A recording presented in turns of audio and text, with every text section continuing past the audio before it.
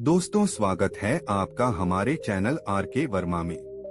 दोस्तों, काशी यात्रा में बुलाखीराम नाई ने एक नए नगर में जो कुछ देखा उसका विवरण इस प्रकार है। बुलाखीराम ने देखा कि एक बहुत ही दरिद्र दीनहीन व्यक्ति से, जिसके वस्त्र फटे हुए थे, दाढ़ी बढ़ी हुई थी, राजा के 4 सिपाही राजा के पास ले जाने का आग्रह कर रहे थे, किंतु वह व्यक्ति बार बार उनसे राजा के पास न ले जाने का आग्रह कर रहा था। कौन था वह दरिद्र व्यक्ति? राजा के सिपाही क्यों उसे राजा के पास ले जाना चाहते थे और वह क्यों राजा के पास नहीं जाना चाहता था? इन्हीं बातों के विषय में सोचता हुआ बुलाखीराम वापस लौट आया। रात के समय जब दोनों ने भोजन कर लिया और बुलाखी ने पटेल का बिस्तर लगाकर उसके एक किनारे हुक्का भर कर रख दिया, तो पटेल ने बिस्तर पर बैठकर बुलाखी से पूछा, हाँ तो भाई बुलाखीराम, अब बताओ आज कौन सी नई बात इस शहर में देख आए? इस पर बुलाखीराम ने शाम के समय जो कुछ देखा था सब कह सुनाया।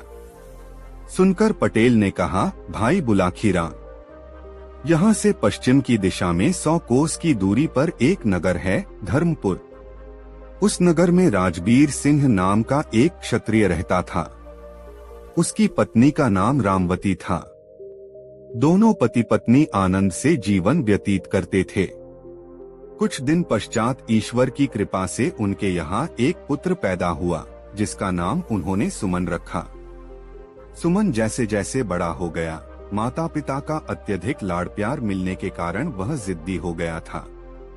माता पिता भी क्योंकि उसकी हर जिद पूरी कर देते थे, अतः उसकी जिद करने की आदत बढ़ती ही गई। धीरे धीरे वह 20 वर्ष का नवयुवक हो गया। दैवयोग से उसी दौरान प्रकृति ने अपना प्रकोप दिखाया। एक भयंकर भूकंप उस शहर में आया, जिसके कारण न सिर्फ सुमन का मकान अपितु शहर की भी अधिकांश इमारतें तबाह हो गईं। सैकड़ों लोग मलबे के नीचे दबकर मर गए। हजारों लोग जख्मी हो गए। मरने वालों में सुमन के माता पिता भी थे। इस दारुण दुख के कारण सुमन के दिल पर भारी आघात लगा। उसने जैसे तैसे अपने माता पिता का अंतिम क्रिया कार्य संपन्न किया और फिर अपनी स्थिति पर विचार करने लगा। मकान तो रहने योग्य रहा ही नहीं था, धन भी उसके पास विशेष नहीं था। अब उसे यह चिंता हुई कि उसका गुजारा कैसे होगा। माँ बाप का लाडला होने के कारण कभी उसने ऐसा कोई काम सीखने का प्रयास ही नहीं किया था जो आगे चलकर उसकी जीविका उपार्जन करने में सहायक होता, और मेहनत मजदूरी का काम वह करना नहीं चाहता था। बुलाखी जब तक माता पिता द्वारा अर्जित धन उसके पास रहा, वह उससे अपना गुजारा चलाता रहा, किंतु जब वह धन समाप्त हो गया तो स्थिति भूखों मरने की आ पहुंची। तब उसने विचार किया कि यह नगर छोड़कर किसी दूसरे नगर में चलना चाहिए। इस नगर में तो सभी लोग उसे जानते हैं, इसलिए वह यहाँ भीख भी नहीं मांग सकता, लेकिन परदेश में ऐसी कोई दिक्कत नहीं है, वहाँ वह भीख मांगकर भी अपना गुजारा कर लेगा, तब भी उसे पहचानने वाला कोई नहीं है। ऐसा विचार कर वह अपना नगर छोड़कर परदेश के लिए चल पड़ा। सुमन लगातार 8 दिन एक ही दिशा में आगे बढ़ता रहा। उसे भूख लगती तो वह जंगली बेर या कंदमूल फल आदि तोड़कर खा लेता और किसी नदी या सरोवर का जल पीकर अपनी प्यास मिटा लेता। एक दिन वह एक ऐसे जंगल में पहुंचा जहां न कोई तालाब था और न कोई नदी। उसे प्यास लगी हुई थी, अतः वह पानी की तलाश में इधर उधर भटकने लगा। काफी दूर चलने पर उसे एक आम्रकुंज नजर आया। उस आम्रकुंज में सिर्फ आम के ही वृक्ष नहीं थे, दूसरे भी अनेक प्रकार के वृक्ष थे जिन पर फल लगे हुए थे। कुंज के बीचों बीच एक मनोरम सरोवर था, जिसमें नाना प्रकार के जलचर किलोले कर रहे थे। कुंज में पहुंचकर सुमन ने सबसे पहले तो सरोवर से भरपेट पानी पिया, फिर वृक्षों से कुछ फल तोड़े और अपनी क्षुधा शांत की। तत्पश्चात वह एक वृक्ष का सहारा लेकर भूमि पर बैठ गया। वह परिश्रम के कारण बुरी तरह से थका हुआ था, अतः जल्दी ही उसे नींद आई और वह सो गया।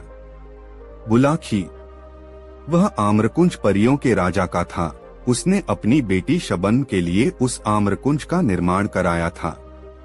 परियों की शहजादी शबन कभी कभी वहां अपनी सखियों के साथ सैर करने के लिए आती रहती थी। जिस दिन का यह वाकया है, उस दिन भी वह संयोग से अपनी सहेलियों के साथ वहां आई हुई थी। सुमन को जब उसने अपने आम्रकुंज में बेसुध सोए हुए देखा तो वह उस पर मोहित हो गई। परियों की शहजादी ने जब अपनी पायल झनझनाई तो उनके घुंघरुओं की आवाज सुनकर सुमन की निद्रा टूट गई। आंखें खोलकर देखा तो सामने एक परिजात को पाया। दोनों की आंखें चार हुई तो दोनों ही एक दूसरे के अदृश्य प्रेम में बंध गए। फिर तो उनमें देर तक बातें होती रहीं। परियों की शहजादी ने सुमन को अपना परिचय दिया और सुमन ने उससे अपनी दास्तां बयान कर दी। सुमन की दास्तां सुनकर परी शबन का दिल पसीज उठा। उसे सुमन पर दया आ गई। उसने अपने गले से तावीज उतारा और उसे सुमन को देकर कहा, हे युवक, यह तावीज अपने पास रख लो। यह मेरे प्रेम की निशानी है, तुम इसे कभी अपने शरीर से अलग मत करना। यह हर संकट में तुम्हारे काम आएगा। यह कहकर वह परी वहां से चली गई। सुमन भी उठकर अपने गंतव्य की ओर चल पड़ा। 2 दिन बाद वह एक नगर में पहुंचा। वहां पहुंचकर उसने कोई काम ढूंढने का प्रयास किया, किंतु किसी भी जगह पर उसे कोई काम न मिला। तब यह विचार कर कि कल सुबह यहाँ के राज दरबार में जाकर राजा से कोई काम मांगूंगा, वह राजमहल की दीवार के साथ ही भूमि पर पड़कर सो रहा। आधी रात का समय हुआ तो किसी स्त्री के रोने का स्वर सुनकर उसकी नींद खुल गई। वह विचार करने लगा कि अवश्य ही वह स्त्री किसी मुसीबत में है, चलकर देखना चाहिए कि उसे क्या कष्ट है। बुलाखी। उस स्त्री के रोने का स्वर वहां के राजा ने भी सुना था। वह उस समय जाग रहा था, यह देखने के लिए कि उस दुखियारी स्त्री को क्या तकलीफ है जो वह आधी रात को इस प्रकार विलाप कर रही है। राजा महल से निकलकर उस दिशा में चल पड़ा जिधर से रोने का स्वर आ रहा था। उधर सुमन भी राजा से पहले उस स्त्री के रोने की दिशा में चल दिया था। अब आगे आगे सुमन और पीछे पीछे राजा, दोनों उस स्त्री की खोज में चल पड़े। सुमन राजा से पहले उस स्त्री के पास पहुंचा। उस स्त्री ने अच्छे वस्त्राभूषण धारण किए हुए थे। सुमन ने उसके पास जाकर पूछा, हे देवी, तुम्हें क्या कष्ट है जो आधी रात के समय में इस प्रकार विलाप कर रही हो? यह सुनकर उस स्त्री ने रोना बंद कर दिया। वह बोली, मेरा दुख जानकर क्या करेगा बेटा? तू तो स्वयं ही इस नगर में कोई परदेशी जान पड़ता है। तेरी हालत भी किसी दीनहीन व्यक्ति जैसी दिखाई दे रही है। मेरा दुख तो वही व्यक्ति दूर कर सकता है जो हर तरह की सामर्थ्य रखता हो। हे देवी, सुनकर सुमन ने कहा, जब अपने मुख से मुझे बेटा कहा है तो अपने बेटे से अपना दुख जरूर कहो। भला बेटा माँ के काम नहीं आएगा तो कौन काम आएगा? रही दीनहीन होने की बात, मैं दीनहीन जरूर हूँ, यहाँ परदेशी भी हूँ, लेकिन सामर्थ्य में किसी से कम नहीं हूँ। तुम सेवा बताओ, मैं तत्काल उसे पूरी करने की कोशिश करूँगा। तो सुन बेटा, स्त्री बोली, मैं अपने दुख के लिए नहीं, यहाँ के राजा के दुख के लिए रो रही हूँ। मैं इस राज्य की राज्य लक्ष्मी हूँ। कल यहाँ के राजा का इंतकाल हो जाएगा, तब मुझे ऐसे प्रजापालक राजा का राजमहल त्याग कर कहीं अन्यत्र जाना पड़ेगा। मैं अब तक यहाँ बड़े आराम के साथ रह रही थी, किंतु कल के बाद न जाने मुझे कैसे राजा के यहाँ जाना पड़े, वह राजा मेरे साथ न जाने कैसा व्यवहार करे। इसी आशंका से मैं भयभीत हूँ और इस राजा की मृत्यु के शोक से बरबस ही मेरी रुलाई फूट पड़ रही है। इसी वजह से मेरे आंसू नहीं थम रहे। सुमन कहने लगा, हे माँ, तुमने जो यह अजीब बात बताई कि कल यहाँ के राजा की मृत्यु हो जाएगी, मुझे बताओ तो कि उसकी मृत्यु कैसे होगी?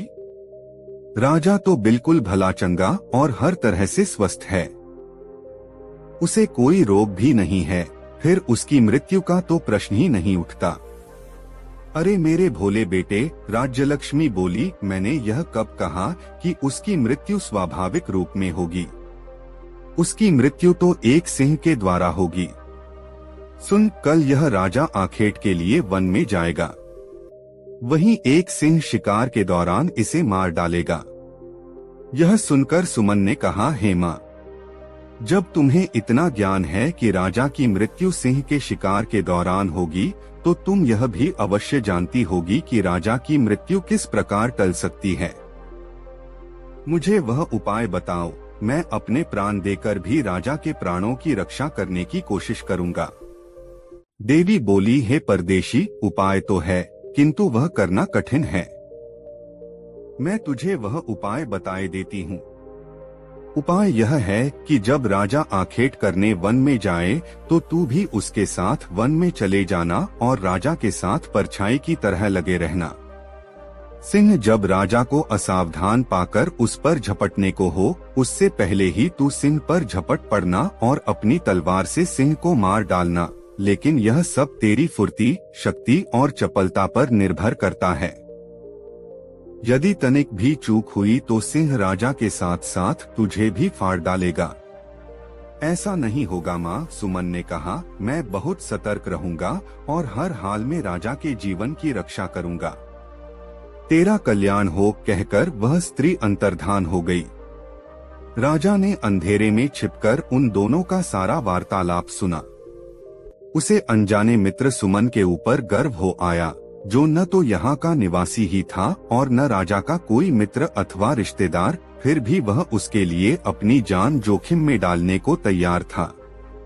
राजा उसी समय उसके सामने जाहिर होना चाहता था, किंतु न जाने क्या सोचकर उसने अपना कार्यक्रम बदल दिया। वह घूमा और सीधा अपने महल में चला गया। सुमन भी लौटकर अपने पहले वाली जगह पर पड़कर सो गया। बुलाखी राम। जब राजा अपने महल में आकर पलंग पर लेटा, तो वह अपने मन में विचार करने लगा कि कल मैं शिकार करने के लिए जाऊंगा ही नहीं, और जब जंगल में जाऊंगा ही नहीं, तो सिंह के हाथों मेरी मौत कैसे हो जाएगी। ऐसा विचार करके राजा ने निश्चय कर लिया कि कल किसी भी हालत में वह वन की ओर नहीं जाएगा, चाहे कैसी भी आवश्यकता क्यों न पड़ जाए। लेकिन राजा का यह निश्चय अगले दिन धरा का धरा रह गया। भोर होते ही राजा का एक परम मित्र उसके पास आ पहुंचा। उसका वह मित्र स्वयं भी एक रियासत का राजकुमार था और एक दक्ष शिकारी भी था। उसने जब राजा से शिकार करने के लिए वन में चलने को कहा, तो राजा इनकार न कर सका और अपने शिकारियों को साथ लेकर वन की ओर चल पड़ा। इस बीच सुमन साये की तरह राजा के साथ लगा रहा।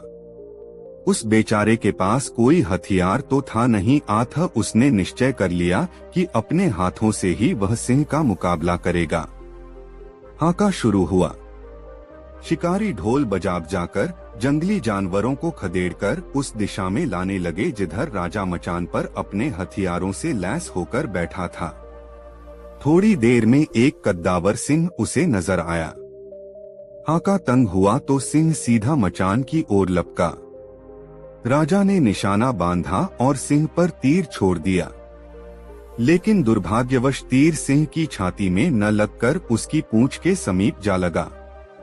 इससे सिंह उत्तेजित हो गया और उसने मचान की ओर छलांग लगा दी। इस बार राजा ने उसकी ओर अपना भाला फेंका, जो सिंह की पीठ में जा धंसा। सिंह ने एक झुरझुरी सी ली, अपनी पीठ लहराई और राजा का फेंका हुआ भाला उसकी पीठ से निकलकर नीचे गिर गया। इस बीच मचान के पास खड़ा सुमन मूकदर्शक की तरह खड़ा रहा। सिंह से नंगे हाथों भिड़ने का उसका हौसला न हुआ। तभी अचानक उसे याद हो आया कि परी शबन ने उसे एक ताबीज दिया था और कहा था कि यह ताबीज हर संकट में उसकी रक्षा करेगा। सुमन ने तब उस ताबीज को आजमाने का निश्चय कर लिया। उसने गले में लटके ताबीज को रगड़ा। रगड़ते ही तुरंत एक चमत्कार हुआ। शबन वहां प्रकट हुई और एक चमत्कारी तलवार उसे सौंपकर बोली, मुकाबला करो युवक, जीत तुम्हारी होगी। यह कहकर वह तुरंत ही अंतर्धान हो गई। सब कुछ इतनी जल्दी घटा कि राजा यह जान ही न सका कि कब परी वहां प्रकट हुई और कब अंतर्धान हो गई। बहरहाल सुमन के हाथों में तो अब एक अमोघ अस्त्र आ चुका था। अगली बार जब सिंह राजा की ओर उछला तो उसने एक भी पल का समय गवाए बिना तलवार सिंह के पेट में घुसेड़ दी। सिंह मरकर भूमि पर गिर पड़ा। सिंह के मरते ही राजा का आतंकित चेहरा फिर से खिल उठा।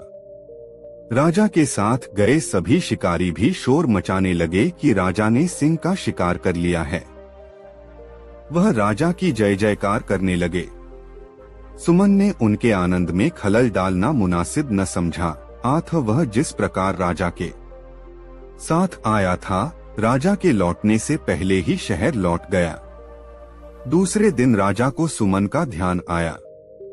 उसने गंभीरता से मनन किया तो उसे मालूम हुआ कि सिंह की मृत्यु उसके भाले से नहीं, उस अनजान मददगार की तलवार से हुई थी, जो किसी देवदूत के समान अचानक ही वहां उसकी मदद के लिए पहुंच गया था।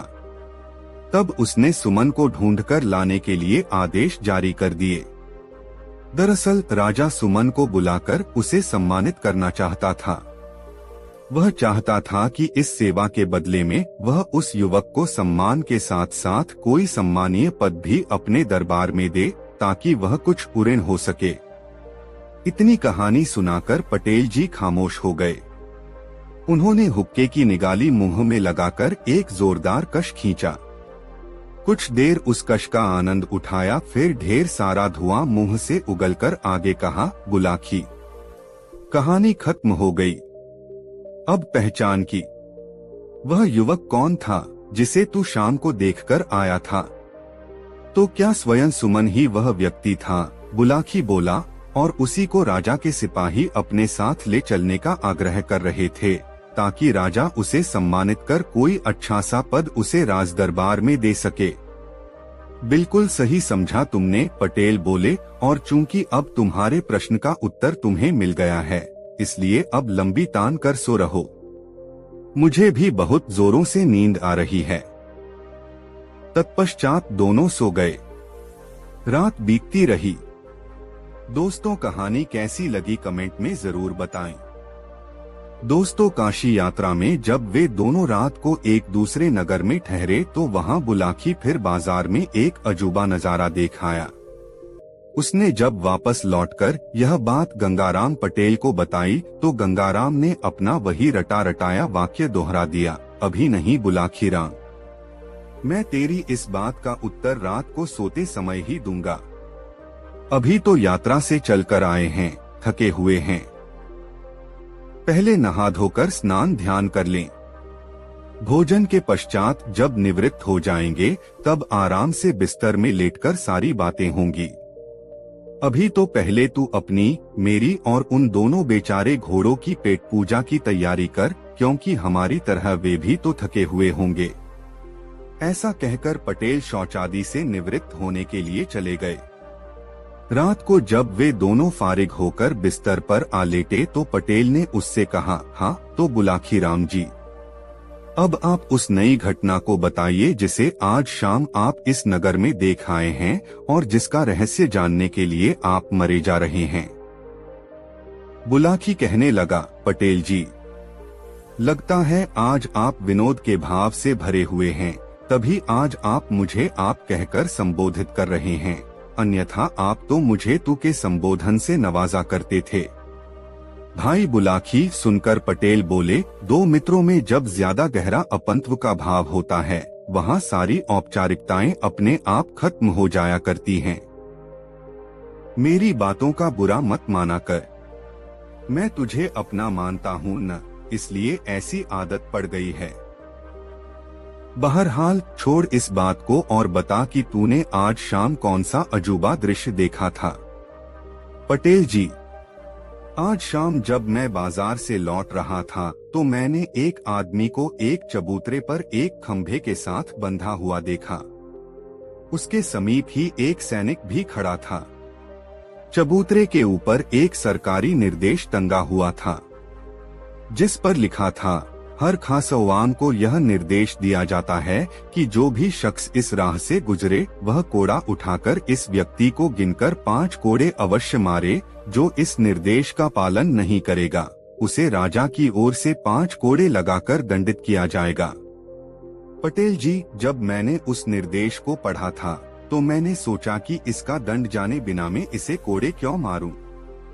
यही सोचकर मैं वहां से खिसकना चाहता था कि तभी वहां खड़े सैनिक ने मुझसे कहा, क्यों भाई, क्या 5 कोड़े खाने का इरादा है? नहीं तो मेरे मुंह से निकला। तब उस सैनिक ने मुझे घुड़का और कहा, यदि 5 कोड़े नहीं खाना चाहता है तो नीचे पड़े उस कोड़े को उठा और इस आदमी को 5 कोड़े लगा। पटेल जी, उस सैनिक के कहने पर तब मुझे उस कैदी को 5 कोड़े लगाने पड़े। बस तभी से मेरी आत्मा पर यह बोझ पड़ा हुआ है कि मैंने उस आदमी का अपराध जाने बिना 5 कोड़े मारे।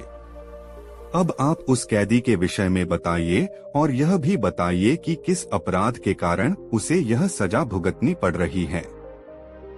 बुलाखी पटेल बोले, अपनी आत्मा पर पड़ा बोझ उतार दे और यह समझ ले कि उस आदमी को 5 कोड़े लगाकर तूने सवाब का काम किया है। उस आदमी का अपराध इतना गंभीर है कि उसके लिए राजा ने इससे भी बड़ी सजा नियत की होती तो किसी को भी अफसोस नहीं होता। सुन, मैं तुझे आरंभ से ही सारी कहानी सुनाता हूँ। इस नगर में चंद्रचूड़ नाम का एक महाजन निवास करता है। उस महाजन को एक कन्या है जो बेहद रूपवान है। उसका नाम है अनामिका।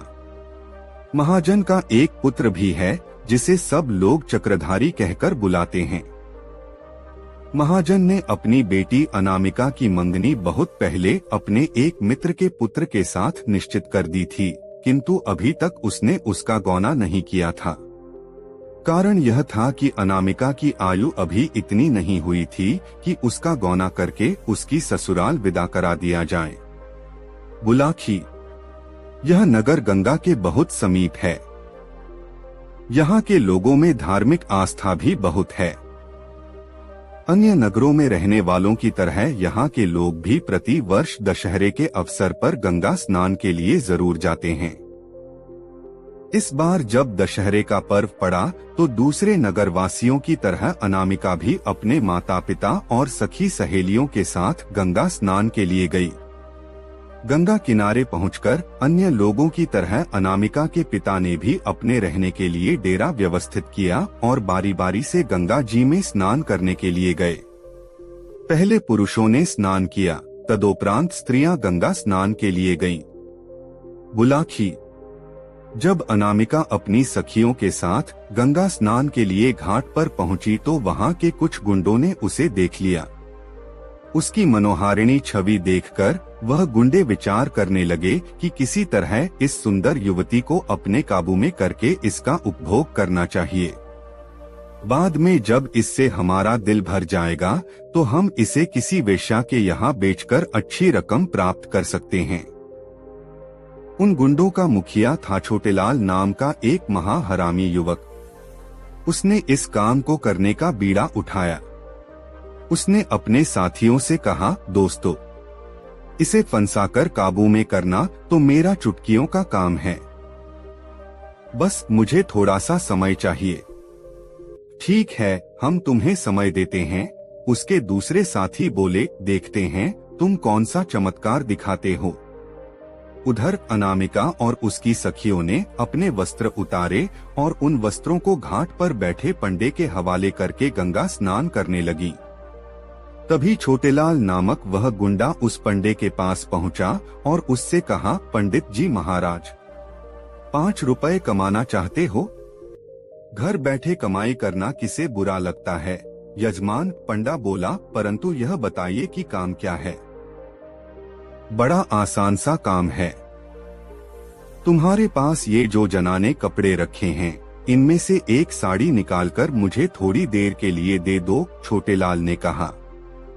तुम साड़ी के साथ कोई छेड़छाड़ करना चाहते हो? पंडे ने आशंकित स्वर में पूछा। कोई छेड़छाड़ नहीं होगी, बस उस साड़ी के छोर में मुझे कुछ, छोटेलाल बोला। बांधना है। यह कोई जोखिम भरा काम नहीं था, इसलिए 5 रुपए लेकर पंडे ने अनामिका की साड़ी उसकी ओर खिसका दी। छोटेलाल ने अपनी जेब से एक सोने की मुहर और 100 रुपए का एक नोट निकाला और अनामिका की साड़ी के पल्लू में बांध दिया और वहां से हटकर कुछ दूर खड़ा हो गया। कुछ देर बाद अनामिका और उसकी सखियां स्नान करके बाहर निकलीं और अपने अपने वस्त्र पहनकर चलने लगी। उसी समय छोटेलाल भी उनके पीछे पीछे चलने लगा। जब वह अपने डेरे के समीप पहुंची तो छोटेलाल ने पीछे से आकर अनामिका का बाजू थाम लिया। एक अजनबी व्यक्ति द्वारा अपनी बाह पकड़ने पर अनामिका उस पर क्रोधित हो गई। उसने तीखे स्वर में कहा, कौन हो तुम? मेरी बाह पकड़ने की तुम्हारी हिम्मत कैसे हुई? यह क्या कह रही हो अनामिका? क्या अपने मित्र छोटेलाल को भूल गई? छोटेलाल ने आश्चर्य व्यक्त करने का नाटक करते हुए कहा, मैं तुम्हें नहीं जानती, छोड़ो मेरा हाथ, कहकर अनामिका ने छोटेलाल का हाथ झटक दिया। तुम मुझे खूब जानती हो अनामिका, छोटेलाल ने कहा, वर्षों से हम दोनों एक दूसरे से एकांत में मिलते रहे हैं। अब शायद अपनी इन सहेलियों की उपस्थिति में तुम मुझे पहचानने से इनकार कर रही हो। बुलाखी। इस प्रकार वहां दोनों में तकरार होने लगी। मेले का मौका था, आठ भीड़ इकट्ठी हो गई। वो हल्ला सुनकर अनामिका का पिता, उसका भाई आथा नगर के दूसरे परिचित लोग भी वहां आ पहुंचे और एक लड़की को छेड़ने और उसके को बुरा भला कहते हुए उसकी पिटाई करने लगे। जब छोटेलाल काफी पिटा टेलाल उसने रोने का अभिनय करते हुए कहा, आप लोग मुझे बेकार ही पीट रहे, नेता को कोई अभद्र बात नहीं की है। इस लड़की से मेरा काफी पुराना परिचय है, इसने तो करे साथ विवाह करने का वादा भी किया हुआ है। विवाह का वादा? अनामिका के पिता ने आश्चर्य से पूछा। हाँ जी, विवाह का वादा, छोटेलाल कुटिलता से बोला। विश्वास न हो तो पूछ लो इससे, आज यहाँ आने से पहले भी यह मुझसे मिली थी। इसने अपने खर्चे के लिए मुझसे 100 रुपए और एक सोने की मोहर भी मांगी थी, जो मैंने अपनी माता के रुपयों में से चुराकर इसे लाकर दिए थे। झूठ बोलता है तू, अनामिका का पिता दहाड़ा। अरे भिखमंगे, मेरे पास धन की क्या कमी है जो मेरी बेटी तुझसे खर्च के लिए पैसे मांगती? यह तो आप अपनी बेटी से ही पूछिए, छोटेलाल ने रुआंसे स्वर में कहा। क्यों री कलंकिनी? अनामिका के पिता ने क्रोध से लाल पीले होते हुए अनामिका को झिंझोड़ा। क्या तूने इस आदमी से 100 रुपए और एक सोने की मुहर ली थी? यह आदमी झूठा है पिताजी। मैं गंगा माता की कसम खाकर कहती हूँ कि आज से पहले मैंने इसकी शक्ल भी नहीं देखी। यह मुझ पर झूठा लांछन लगा रहा है, अनामिका ने सुबकते हुए कहा। सेठ जी, अगर मैं झूठा साबित हूँ तो आप यही मुझे 100 जूते मारना और जो भी सजा आप देना चाहें मैं खुशी से मंजूर कर लूँगा, पर पहले आप अपनी बेटी की तलाशी तो लीजिए। मैंने आज जो रकम इसे दी थी वह अभी भी इसके पास ही होगी, छोटेलाल बोला। सबको यह विचार पसंद आया। अनामिका की तलाशी ली गई तो साड़ी के पल्लू में बंधी दोनों चीजें बरामद हो गईं। इस पर तो सब लोग अनामिका और उसके पिता को दोषी मानने लगे। सब लोग उन पर थू थू करने लगे। बुलाखी। तब अनामिका के पिता और उसके भाई को अनामिका पर इतना क्रोध आया कि उन्होंने उसी घड़ी अनामिका का त्याग कर दिया। वे घर लौट गए और छोटेलाल अनामिका का हाथ पकड़कर विजेता की तरह उसे ले चला। अनामिका दहाड़े मार कर रोने लगी और बार बार छोटेलाल के चंगुल से छूटने का प्रयास करने लगी, लेकिन तभी छोटेलाल के साथी गुंडे भी उसकी सहायता के लिए वहां पहुंच गए और उन्होंने छोटेलाल और अनामिका को अपने घेरे में ले लिया। बुलाखी। जब अनामिका रो रो कर हलकान हो रही थी और अपनी सहायता की गुहार लगा रही थी, तभी यहाँ के राजा की सवारी वहां से गुजरी। एक लड़की को सहायता के लिए चिल्लाते देख राजा ने अपनी पालकी रुकवाई और नीचे उतरकर लड़की से उसके रोने का कारण पूछा। अनामिका ने रोते हुए सारी बात बताई तो फिर राजा ने छोटेलाल से पूछा। छोटेलाल ने वही झूठी कहानी राजा के सामने दोहरा दी कि यह लड़की उससे प्रेम करती है, फिर भी सबके सामने अपनी बात कहने में संकोच कर रही है। इसके माता पिता ने अब इसे मुझे सौंप दिया है। उस गुंडे छोटेलाल की बातें सुनकर राजा को कुछ गोलमाल नजर आया। उसने अपने सैनिकों को आदेश दिया कि इन दोनों को अपने नगर ले चलो। वहीं मैं सारी बातें जानकर इस बात का निर्णय करूंगा कि इन दोनों में से कौन सच्चा है और कौन झूठा। तब दोनों दरबार में पेश किए गए। राजा ने अनामिका से पूछा, देवी, तुम कहती हो कि अब से पहले तुमने इस आदमी को कभी देखा नहीं था, फिर इसकी यह बात क्यों कर सच साबित हो गई कि तुम्हारी साड़ी के पल्लू से इसके दिए हुए रुपए और सोने की मोहर बरामद हो गई? अन्नदाता, अनामिका बोली, मुझे इस बात का बिल्कुल भी ज्ञान नहीं है कि ये दोनों चीजें मेरी साड़ी के पल्लू में किसने बांधी। अपनी साड़ी तो मैंने कहीं उतारी भी नहीं थी, सिवाय उस समय के जब मैं स्नान करने के लिए गंगा जल में उतरी थी। अपने वस्त्र तुमने कहाँ रखे थे? राजा ने पूछा। हमने अपने वस्त्र घाट पर बैठे पंडे को सौंपे थे, अनामिका ने कहा। पलक झपकते ही सारी बातें राजा की समझ में आ गईं। वह समझ गया कि लड़की के साथ छल किया गया है। तब उसने उस पंडे को दरबार में पेश होने का हुक्म दिया और पंडे के पहुंचने पर राजा ने उसे दंड का भय दिखाया तो भय से कांपते हुए पंडे ने सब कुछ बक दिया। उसने बता दिया कि यह काम छोटेलाल ने ही किया था। बुलाखी। सच्चाई जानकर राजा ने अनामिका के पिता को बुलाकर अनामिका तो उसे सौंप दी और उस पंडे और छोटेलाल के साथियों को पकड़कर उन्हें 100 कोड़े लगाने की सजा दी और क्योंकि मुख्य अपराधी छोटेलाल था, उसे यह सजा दी कि इस दिन तक इसे खंभे से बांधकर इस पर कोड़े बरसाए जाएं। साथ ही यह आदेश भी लिखकर वहां चिपका दिया कि जो भी राहगीर वहां से गुजरे वह छोटेलाल को 5 कोड़े जरूर मारे। यदि वह ऐसा नहीं करेगा तो फिर राजाज्ञा से 5 कोड़े उसी को मारे जाएंगे। कहानी का समापन कर पटेल बोले, सोहे बुलाखी। यह है सारी कहानी। अब राजा की आज्ञा से छोटेलाल को सजा दी जा रही है। अपने कुकर्म का फल उसे भोगना पड़ रहा है। जो दृश्य आज तूने देखा है वह उसी समय का है।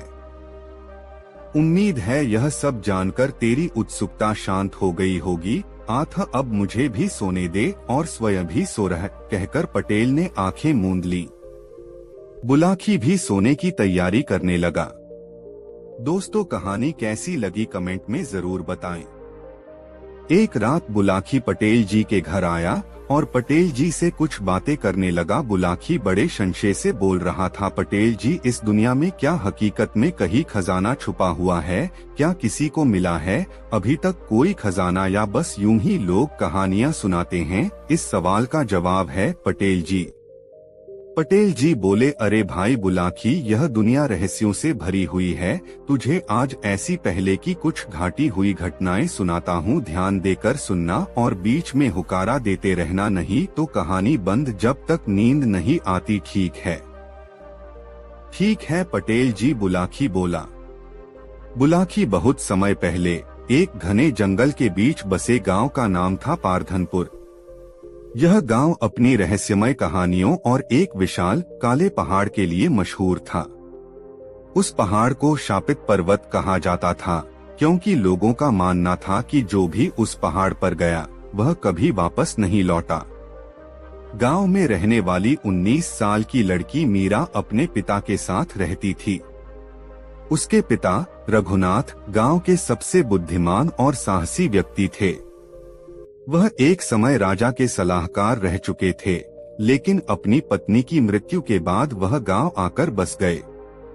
एक दिन रघुनाथ अचानक बिना बताए गायब हो गए। लोगों ने कहा कि उन्होंने काले पहाड़ पर जाने की हिम्मत की थी, लेकिन वह वापस नहीं लौटे। मीरा को यह बात स्वीकार नहीं थी।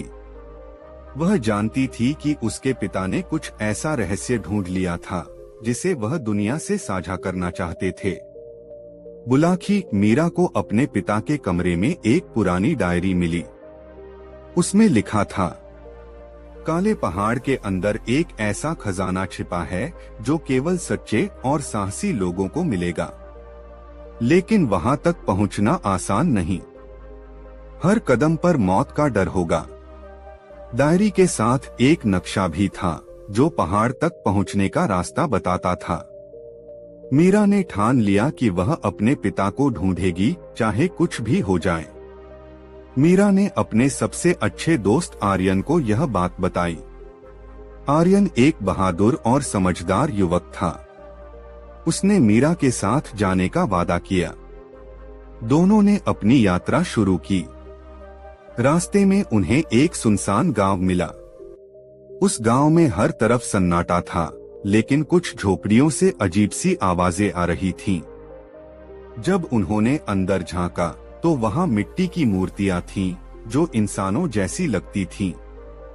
आर्यन ने महसूस किया कि ये मूर्तियां असली इंसानों की थीं, जिन्हें किसी शाप से पत्थर बना दिया गया था।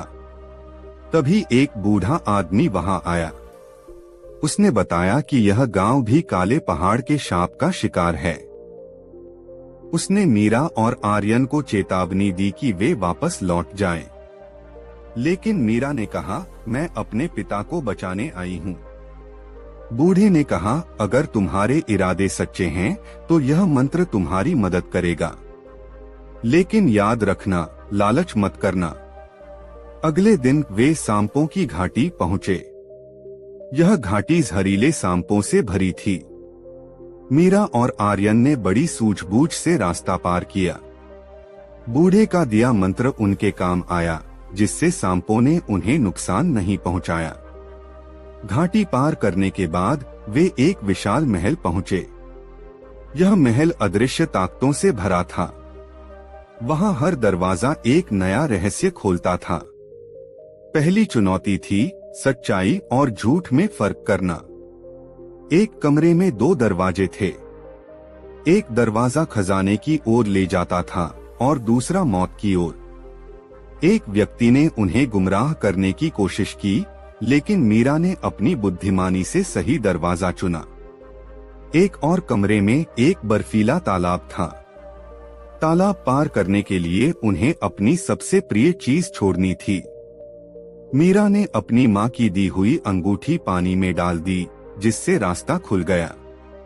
महल पार करने के बाद वे आखिरकार काले पहाड़ के अंदर पहुँचे। वहां एक विशाल गुफा थी, जिसमें सोने और हीरे का खजाना चमक रहा था।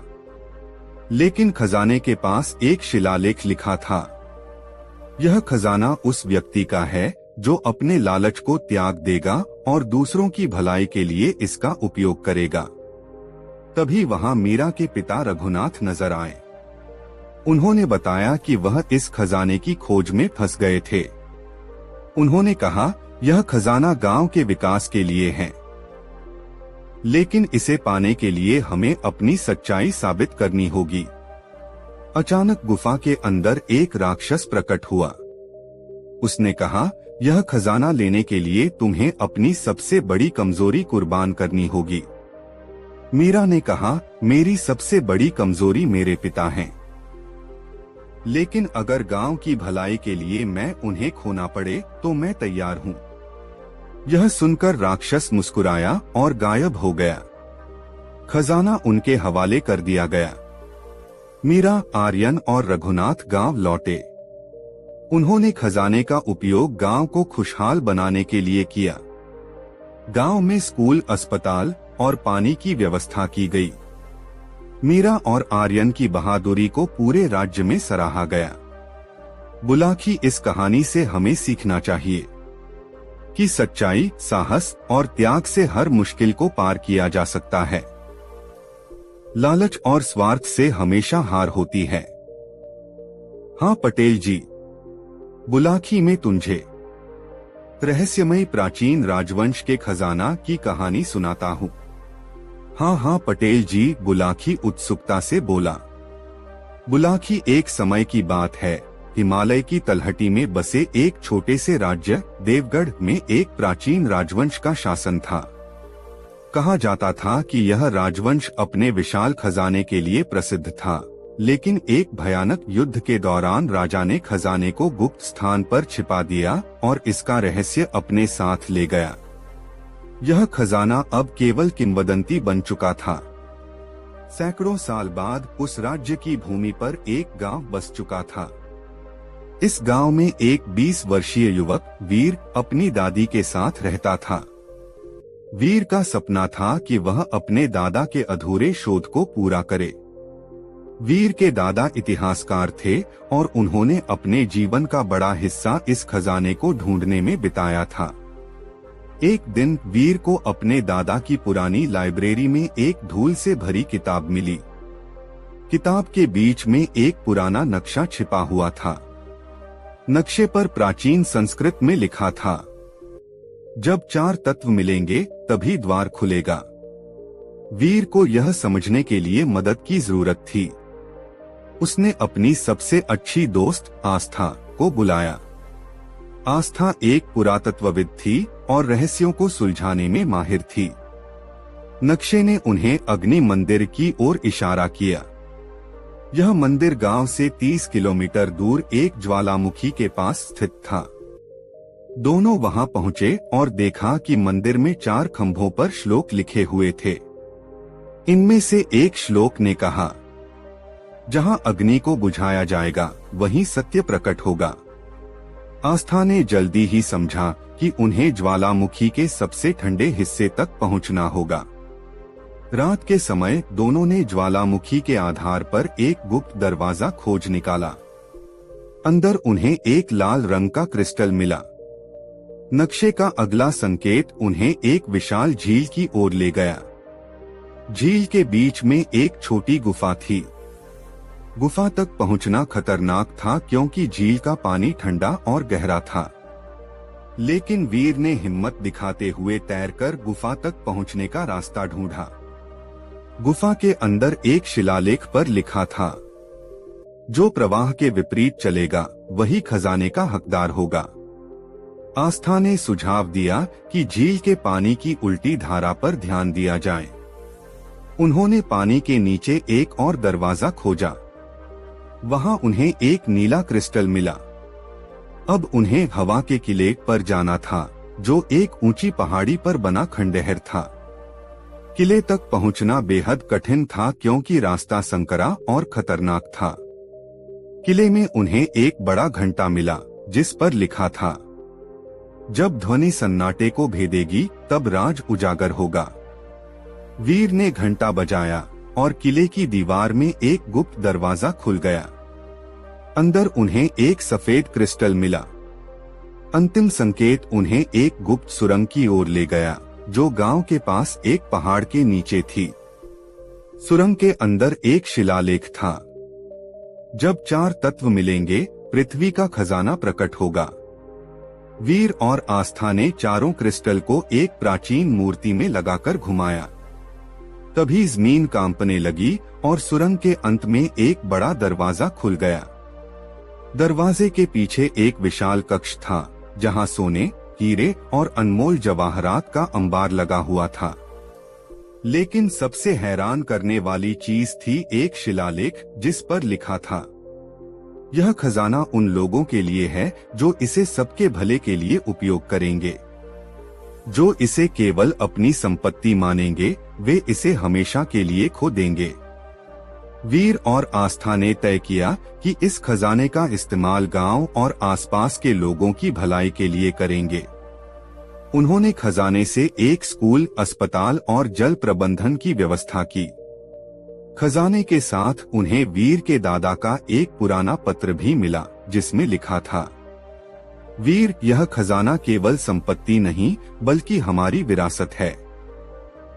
इसे संभालना तुम्हारी जिम्मेदारी है। वीर ने अपने दादा का सपना पूरा किया और देवगढ़ को एक समृद्ध और खुशहाल स्थान बना दिया। बुलाखी। सच्चाई, परिश्रम और परोपकार हमेशा इंसान को महान बनाते हैं। खजाना केवल धन का नाम नहीं, बल्कि विश्वास और नेक इरादों का प्रतीक है। मित्रों, यह कहानी आपको कैसी लगी कमेंट में जरूर बताएं। पटेल जी आगे बोले, बुलाखी, अब तू एक बहुत अनोखी कहानी सुन अदृश्य खजाने की। अदृश्य खजाना, यह कैसा खजाना है पटेल जी? पहले कहानी सुन ले, फिर समझ आ जाएगा। बुलाखी, जैसा कि बहुत समय पहले पहाड़ियों के बीच बसे एक गांव में एक युवा लड़का राजू अपनी मां के साथ रहता था। राजू के पिता एक साहसी खोजी थे जो खजाने की खोज में कई साल पहले गायब हो गए थे।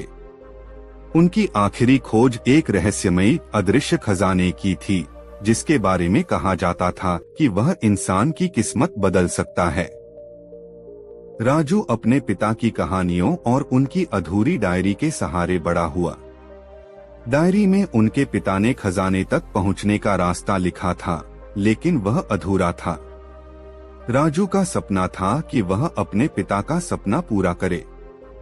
एक दिन राजू को गांव के पुराने मंदिर में एक पुराना नक्शा मिला। यह वही नक्शा था जिसके बारे में उसके पिता ने डायरी में लिखा था, लेकिन नक्शे पर कुछ जगहों को हल करने के लिए संकेत, क्लू छुपे हुए थे। राजू ने अपनी सबसे करीबी दोस्त राधा को यह बात बताई। राधा पढ़ाई में तेज थी और रहस्यों को सुलझाने में माहिर थी। दोनों ने तय किया कि वे इस खजाने की खोज करेंगे। नक्शे के अनुसार पहला संकेत एक घने जंगल में था। जंगल में एक झरने के पास एक पत्थर पर लिखा हुआ एक श्लोक मिला। जहां प्रकाश अंधेरे से टकराए, वहीं सच्चाई की पहली किरण मिलेगी। राधा ने जल्दी से श्लोक का मतलब समझा और झरने के पीछे एक गुफा की ओर इशारा किया। गुफा में जाने पर उन्हें एक पुरानी मशाल मिली, जिसके ऊपर लिखा था, यह मशाल उस दरवाजे को खोलेगी जो अंधकार में छिपा है। अब नक्शे ने उन्हें एक खड़ी पहाड़ी की ओर निर्देशित किया। पहाड़ी पर चढ़ना बेहद खतरनाक था। दोनों ने बड़ी मुश्किल से पहाड़ी चढ़ी। वहां उन्हें एक गुफा मिली, जिसके दरवाजे पर अजीब निशान बने हुए थे। राजू ने मशाल जलाकर दरवाजे पर रखी तो दरवाजा अपने आप खुल गया। गुफा के अंदर एक पुरानी किताब रखी थी, जिसमें लिखा था, जो सच्चाई का साथ देगा वही खजाने तक पहुंचेगा। किताब में बताया गया कि खजाना उसी गांव में छिपा है, जहां से राजू और राधा ने अपनी यात्रा शुरू की थी। लेकिन खजाना पाने के लिए उन्हें गांव के पुराने कुएं में एक सत्य पत्थर ढूंढना होगा। दोनों गांव लौटे और कुएं में कूद गए। कुएं के अंदर उन्हें एक चमकता हुआ पत्थर मिला, लेकिन तभी गांव का लालची जमींदार ठाकुर वीरेंद्र वहां आ गया। उसने दोनों को कुएं से बाहर निकलने से रोक दिया और पत्थर छीनने की कोशिश की। जैसे ही ठाकुर ने पत्थर को हाथ लगाया, पत्थर से एक तेज रोशनी निकली और उसने ठाकुर को जकड़ लिया। पत्थर ने कहा, यह खजाना केवल उन्हीं को मिलेगा जिनके इरादे नेक हैं। ठाकुर बेहोश होकर गिर पड़ा और पत्थर ने राजू और राधा को गांव के पुराने मंदिर की ओर निर्देशित किया। मंदिर के गर्भगृह में उन्हें एक और दरवाजा मिला, जो पत्थर की मदद से खुला। अंदर एक विशाल कक्ष में सोने, हीरे और जवाहरात भरे हुए थे, लेकिन वहां एक शिलालेख पर लिखा था, यह खजाना केवल गांव के भले के लिए है। जो इसे खुद के लिए रखेगा वह सब कुछ खो देगा। राजू और राधा ने गांव वालों को बुलाया और खजाने को सबके बीच बांट दिया।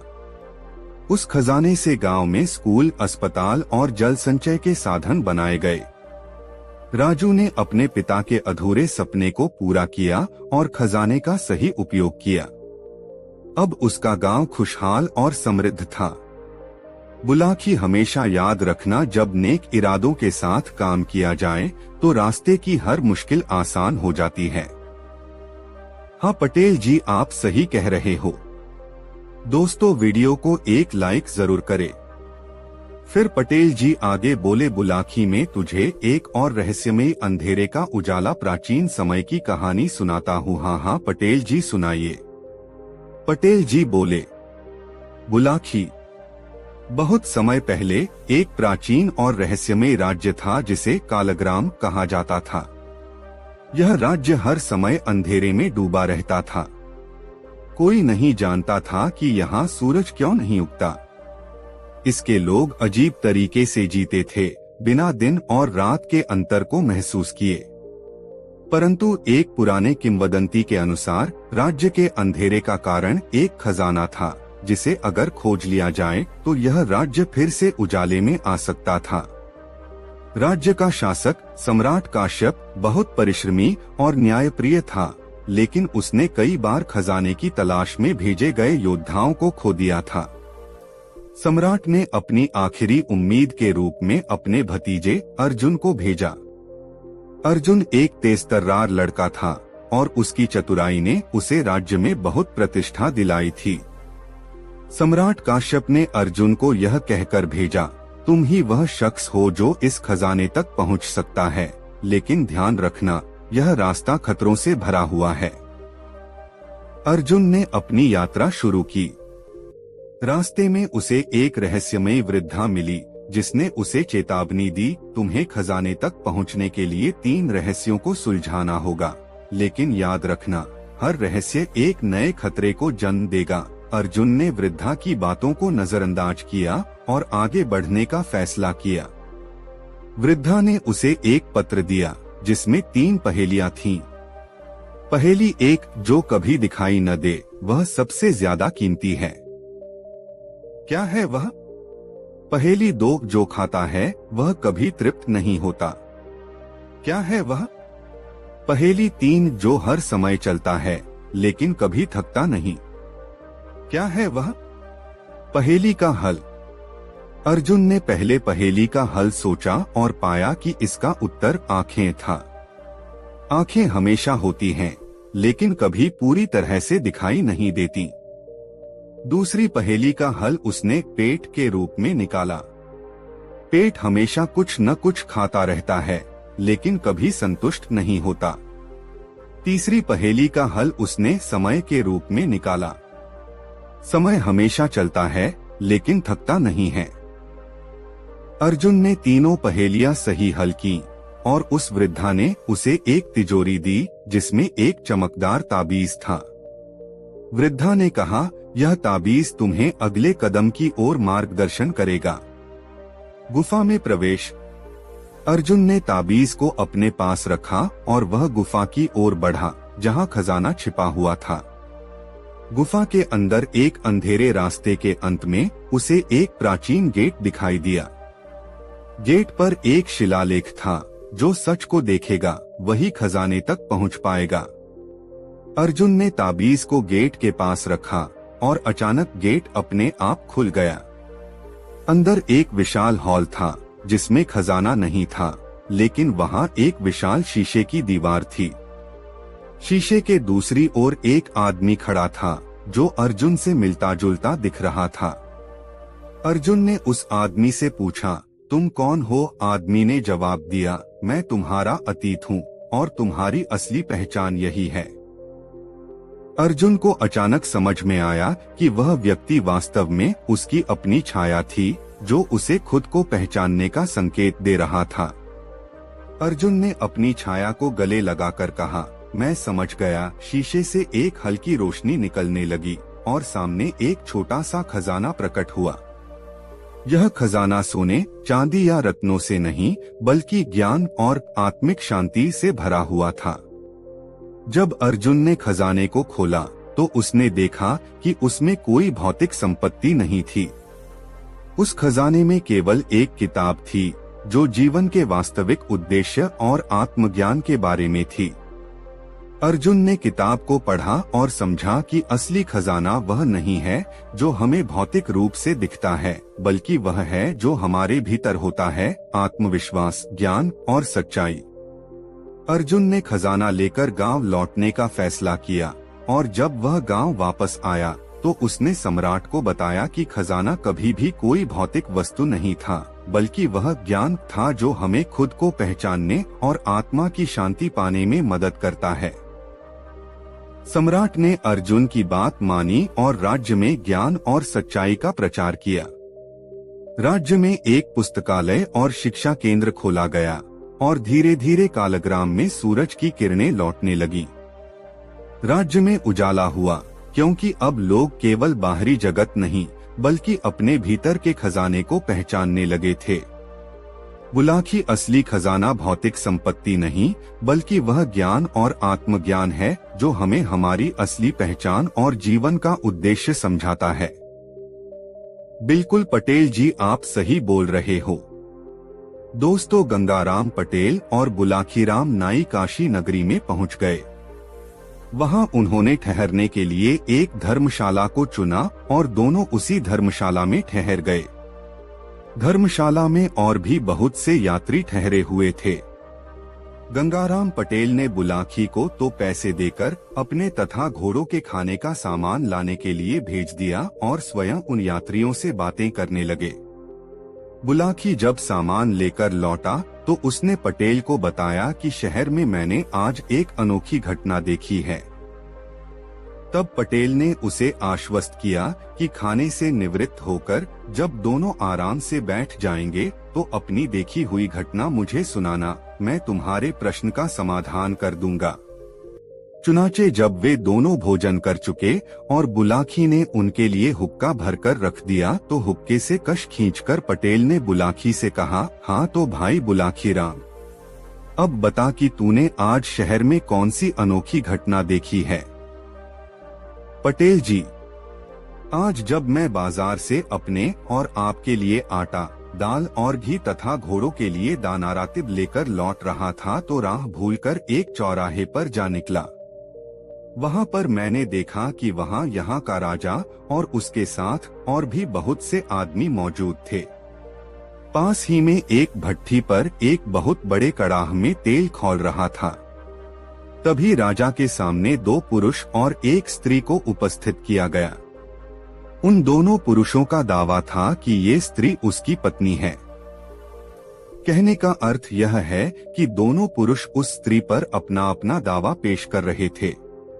तब राजा ने निर्णय दिया कि तुम में से जो भी पुरुष इस तेल से भरे खौलते कड़ाह में स्नान कर सही सलामत बाहर निकल आएगा, उसी को यह स्त्री दे दी जाएगी।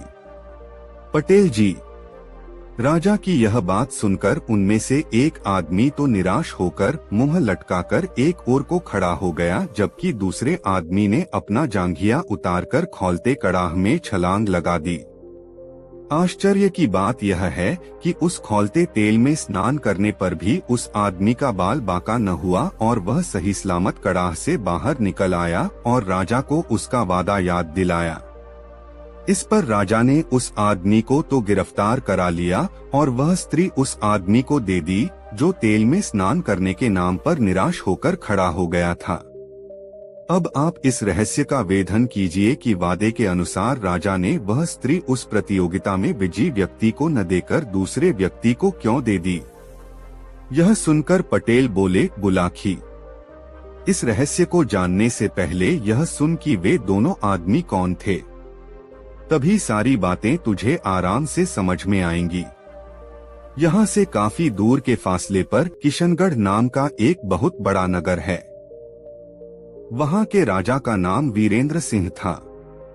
राजा वीरेंद्र का एक पुत्र था जिसका नाम गजेंद्रपाल सिंह था।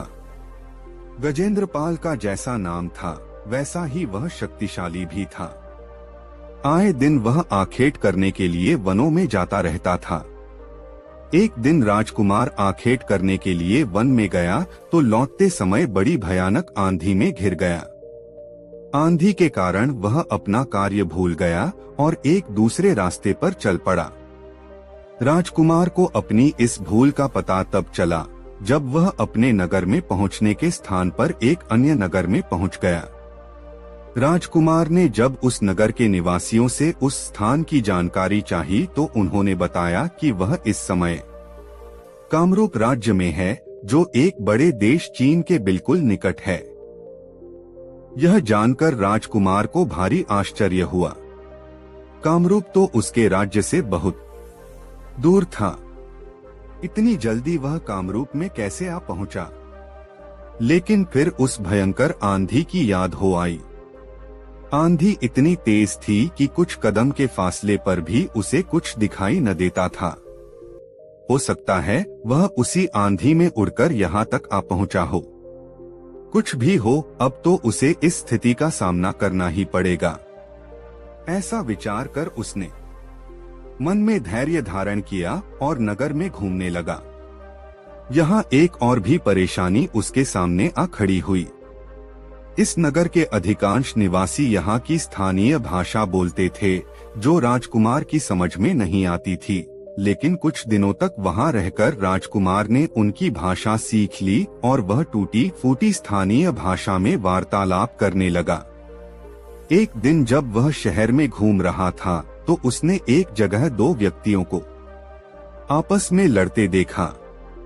दोनों के हाथों में लंबे लंबे चाकू थे और वे एक दूसरे के बार को बचाकर दूसरे पर हमला करने की कोशिश कर रहे थे।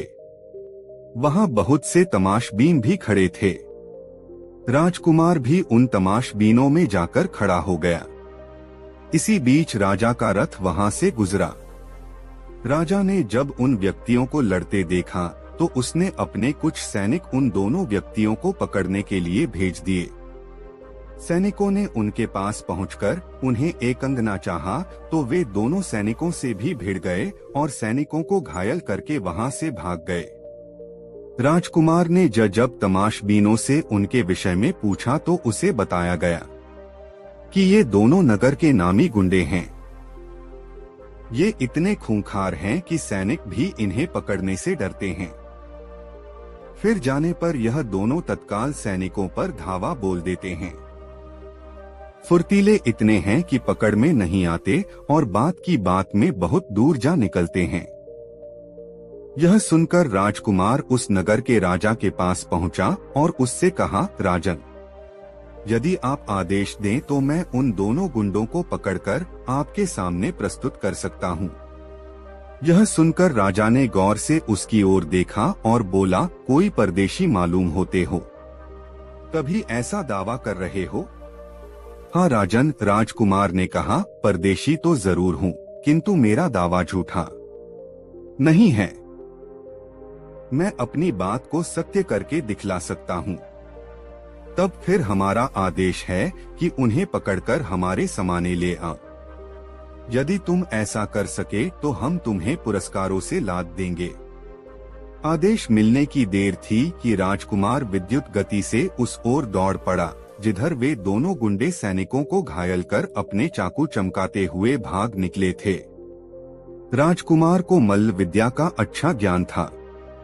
उसके गुरु ने उसे ऐसे ऐसे दांवपेच सिखा रखे थे कि वह 100 आदमियों पर भी भारी पड़ सकता था। बात की बात में वह उन गुंडों के पास पहुंचा और हुंकार भरते हुए गुंडों से भिड़ गया। बड़ी चपलता से पहले तो उसने उन दोनों के चाकू छीने, फिर उन्हें लात घूंसों और मुक्कों पर रख लिया। कुछ ही देर में दोनों गुंडों के कसबल ढीले हो गए। किसी चूहे की भांति उनकी गरदनें पकड़े उन्हें साथ लेकर राजकुमार राजा के पास लौट आया और दोनों गुंडे राजा के सैनिकों के हवाले कर दिए। राजकुमार का ऐसा पराक्रम देखकर वहां का राजा बहुत खुश हुआ। वह राजकुमार को अपने महल में ले आया। वहां उसने राजकुमार की बहुत खातिर की और फिर उसका परिचय पूछा। राजकुमार ने जब उसे यह बताया कि वह भी एक राजा का बेटा है, तब तो राजा को और भी खुशी हुई। वह अपनी बेटी के विवाह के लिए बहुत चिंतित रहता था। उसकी इच्छा थी कि उसकी बेटी का विवाह किसी ऐसे नौजवान के साथ हो जो बुद्धि और पौरुष दोनों में ही बेमिसाल हो। उसे ये दोनों गुण इस युवक में नजर आए। एक दिन राजा शिकार करने के लिए निकला। अपने साथ वह राजकुमार गजेंद्रपाल सिंह को भी ले गया। जंगल में एक सिंहों का समूह उन्हें नजर आया। राजा ने सिंह का शिकार करने की इच्छा से अपना घोड़ा उन्हीं सिंहों के समूह की ओर दौड़ा दिया। राजकुमार भी कहाँ पीछे रहने वाला था। शिकार करना तो उसका प्रिय शौक था, अतः वह भी भाला और तलवार लेकर राजा के पीछे पीछे अपने घोड़े को दौड़ाता हुआ चल पड़ा। राजा को घोड़ा दौड़ाते हुए अपनी तरफ आते देखकर सिंहों का समूह चौकन्ना होकर खड़ा हो गया। उनमें से जो दुर्बल सिंह थे वह तो पीछे मुड़कर भाग लिए, लेकिन जो बलवान सिंह थे वे मुकाबला करने को तत्पर हो गए। राजा ने निशाना बांधकर अपना भाला एक सिंह पर चलाया। निशाना चूक गया। भाला सिंह के शरीर को छूता हुआ भूमि में जा गड़ा। क्रोधित होकर सिंह ने उछाल भरी और अपने पंजे की जोरदार थाप घोड़े की थूथन पर जमा दी। वार इतना करारा था कि घोड़ा लड़खड़ा गया। घोड़े के लड़खड़ाने से राजा का संतुलन बिगड़ गया और वह भूमि पर आ गिरा। तभी दूसरा सिंह राजा पर झपट पड़ा। राजा ने फुर्ती से उठकर म्यान में रखी अपनी तलवार निकालनी चाहिए, लेकिन तभी सिंह के पंजे की एक करारी चोट उसे लगी और वह उछलकर दूर जा गिरा। तत्काल ही उसे मूर्छा आ गई। तब तक राजकुमार भी सिंहों के पास पहुंचा। एक सिंह अभी राजा पर झपटने की तैयारी कर ही रहा था कि राजकुमार का फेंका हुआ भाला सनसनाता हुआ उसकी छाती में पैवस्त हो गया। सिंह ने एक भयंकर दहाड़ मारी और वह भूमि पर लोटपोट होने लगा। दूसरा सिंह भी झपटने ही वाला था कि राजकुमार ने उसकी थूथन पर तलवार का वार कर दिया। सिंहों की थूथन उनकी सबसे संवेदनशील जगह होती है, अतः थूथन पर वार होते ही सिंह एकदम घबराकर पीछे हट गया। एक बार उसने अपने साथी सिंह को भूमि में लोटपोट होते देखा और फिर भयभीत होकर घनी झाड़ियों की ओर दौड़ लगा दी। राजकुमार गजेंद्रपाल घोड़े से उतरा। घोड़े की पीठ पर मौजूद छागल से पानी निकाला और राजा के मुंह पर पानी के छींटे मारे। जल के छींटे लगने से राजा को होश आ गया और वह उठकर बैठ गया। उसने कृतज्ञता भरी दृष्टि राजकुमार पर डाली। राजकुमार बोला, उठिए राजन, आज आपने शेर का शिकार कर लिया है। नहीं राजकुमार, यह शिकार मैंने नहीं, तुमने किया है। सिंह के पंजों की चोट खाकर मैं तो अचेत हो गया था।